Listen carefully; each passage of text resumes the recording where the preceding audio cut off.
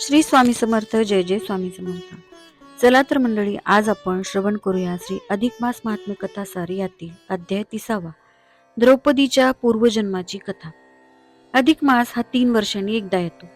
त्या वर्षात हा 13वा महिना धोंडा म्हणून मानला जातो. या मलमासात मंगल कार्य वर्ज्य असून पुण्यकृत्य करावे. या महिन्यात स्नान, दान, उपवास वगैरे व्रते केल्याने मोक्ष मिळतो असे सांगितले आहे. या अधिक मासाला तुच्छ मानले जाते आणि पुरुषोत्तम भगवान यांचा अवमान केला तर त्या माणसाला कसे सुख प्राप्त होते या संबंधी द्रौपदीच्या त्या पूर्वजन्मातील अपराधाची कथा स्वतः भगवान श्रीकृष्णाने पांडवांना सांगितली.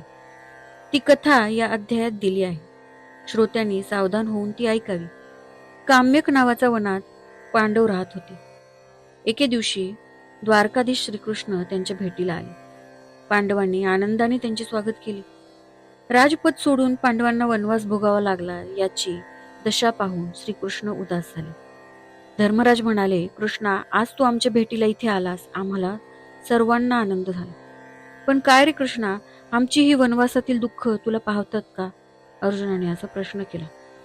त्यावर श्रीकृष्ण थोडे हसले आणि म्हणाले, अरे, तुमचं कर्म तुम्हाला भोवले, मी काय करणार?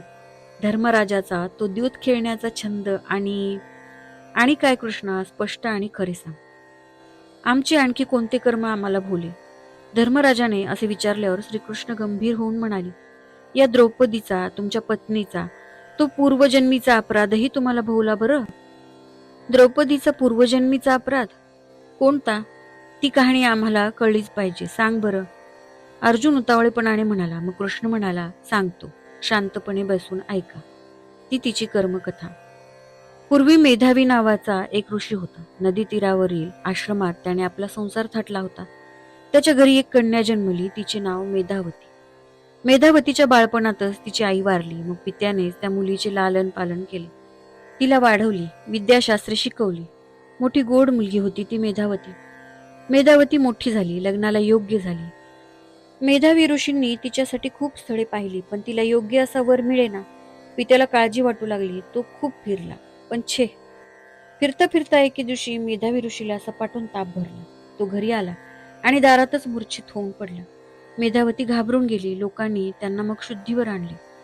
मेधावीचा ताप उतरेना, तो आजारी पडला. मेधावतीने त्यांची खूप सेवा केली, पण नंतर एके दिवशी मेधावी ऋषी मरण पावले. मेधावतीने खूप शोक केला. लोकांनी तिचे सांत्वन केले, तिला धीर दिला. आई गेली, वडील गेले, मेधावती अनाथ झाली. उदास होऊन ती सारखा विचार करत होती, आता पुढे आपले कसे होणार? मेधावती अरण्यात गेली, तपाचरण करू लागली, शंकराची आराधना करू लागली. ती अन्न घेईना, तिचे शरीर सुकून गेले, ती कृश झाली. देवा महादेवा, आता मला तुमचा आधार आहे. माझे लग्न व्हावे, मी सुखाने संसार करावा, हीच माझी इच्छा आहे. ती तू पूर्ण कर, अशी तिने प्रार्थना केली.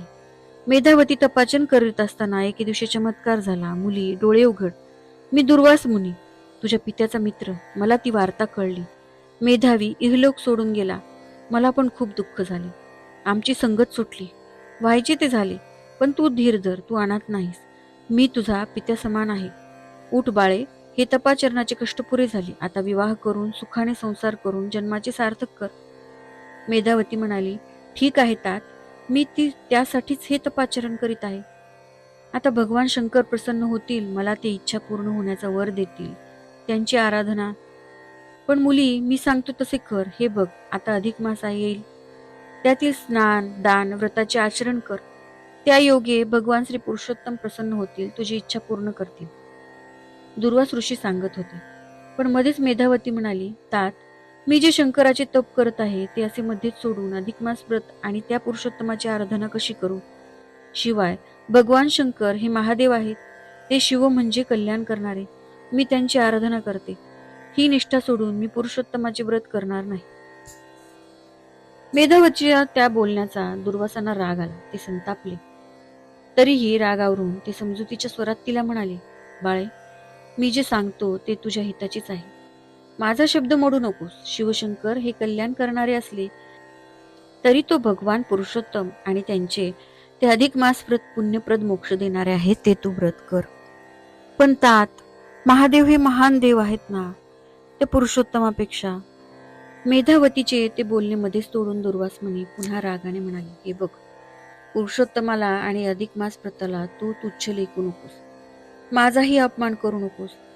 तुझा हट्टच तसा आहे तर या अपराधांचा परिणाम तुला पुढील जन्मी भोगावा लागेल. पुढील जन्मी तू राजाची राणी झालीस तरी तुला आणि तुझ्या पतीलाही मग वनवासाचे दुःख भोगावे लागेल. नंतर पुन्हा अधिक मास व्रताच्या पुण्याईने आणि भगवान पुरुषोत्तमाच्या कृपाने तुम्हाला तुमचे पूर्ववैभव प्राप्त होईल. हे माझे शब्द खोटे ठरणार नाही. इतके बोलून ते कोपिष्ट दुर्वास ऋषी तेथून तंतनतच निघून गेले. मेधावतीला खूप वाईट वाटले, पण काय करणार. तिने मग अत्यंत कडक उपवास करून अग्निकाष्ट भक्षून महादेवांची आराधना चालू ठेवली. त्या खडतर तपश्चर्येचे फळ तिला लवकरच मिळाले. एके दिवशी अकस्मात भोलेनाथ शंकर प्रकट झाले. घनगंभीर आवाजात ते म्हणाले, बाळा, मी प्रसन्न झालो आहे, मागशील ते वर देतो. मेधावतीची ती मागणी ऐकून भोलेनाथ हसून म्हणाले, मुली, मी तुला तसाच वर देतो.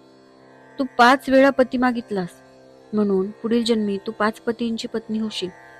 तुझ्या दैवी जे आहे तेच घडून येईल. आणि हो, आणखीही ऐकून घे.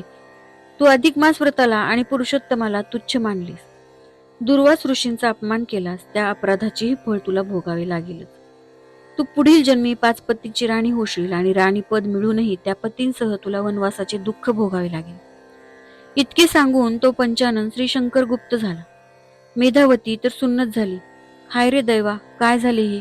मी सहज बोलून गेले, त्याचा परिणाम हा असा विपरीतच झाला. पुढील जन्मी 5 पतींची मी राणी होणार आणि मला त्या पतींसह वनवासाचे दुःख भोगावे लागणार. अरे, या विचाराने ती गुंगू झाली. तिला रात्रंदिवस चैन पडेना. चिंतेने ती जळत राहिली. 5 पती आणि वनवास, काय ही विचित्र दैवगती. सततच्या त्या धसक्याने ती हळूहळू क्षीण झाली आणि शेवटी तिचा आत्मा कुडीतून निघून गेला. ती मरण पावली आणि मग पुढील जन्मी तिचा तो आत्मा द्रुपद राजाच्या यज्ञकुंडातून बालिका रूपाने प्रगट झाला. पांचाळ देशाचा द्रुपद राजा याने एकदा महायज्ञ केला. त्या यज्ञकुंडातून अचानक एक बालिका प्रकट झाली. तिचे नाव याज्ञसेनी असे ठेवले. द्रुपद राजाची ती कन्या द्रौपदी. द्रौपदीच्या स्वयंवरात अर्जुनाने पण जिंकला. द्रौपदीने त्याला वरमाला घातली. घरी आल्यावर कुंतीच्या आज्ञेने ते द्रौपदीचे 5 पांडवांची पत्नी झाली. तिची अशी वाटणी झाली. श्री शंकराचे वरदान सत्य झाले. पुढे पांडवांना राज्य सोडून वनवासात जावे लागले. पतीबरोबर द्रौपदीलाही तो वनवास भोगणे प्राप्त झाले. दुर्वास ऋषींचा शाप खरा ठरला. अधिक मास व्रताची आणि पुरुषोत्तमाची पूर्वजन्मी अवहेलना केली त्या मेधावतीला म्हणजे या जन्मीच्या या द्रौपदीला या घोर अपराधाचे फळ हे असे भोगावे लागत आहे. श्रीकृष्णाने द्रौपदीच्या पूर्वजन्मीच्या अपराधाची अशी कहाणी सांगितल्यावर द्रौपदीसह 5ही पांडव थक्कच झाले. मग त्या योगेश्वराला वंदन करून धर्मराज म्हणाले, कृष्णा, झाले ते गेले. आता आता तरी पुढे आम्ही काय करावे, म्हणजे या दुःखातून आमची सुटका होईल, तो उपाय सांग. श्रीकृष्ण म्हणाले, आता उपाय हाच. तुम्ही सर्वांनी येत्या अधिक मासात पूर्णपणे स्नान, दान, उपवास आदी व्रते निष्ठापूर्वक करावी. त्यामुळे भगवान पुरुषोत्तम प्रसन्न होतील. त्यांच्या कृपेने तुमची वनवासातील दुःखे दूर होतील आणि तुमचे पूर्ववैभव तुम्हाला प्राप्त होईल. पुढे लवकरच अधिक मास आला. द्रौपदीसह पांडवांनी त्या महिनाभर योग्य ती सारी व्रते निष्ठापूर्वक केली. यथाशक्ती दानेही दिली. शेवटी उद्यापनाचा तर खूपच थाट केला. त्या पुण्यकर्माच्या प्रभावाने त्या सर्वांवर भगवान पुरुषोत्तम प्रसन्न झाले. त्यांच्या कृपेने भारतीय युद्धात पांडवांचा विजय झाला आणि त्यांना पुन्हा राजपद प्राप्त झाले. तर अशा प्रकारे श्री अधिक मास महात्म्य कथासार यातील 30वा अध्याय इथे समाप्त होतो.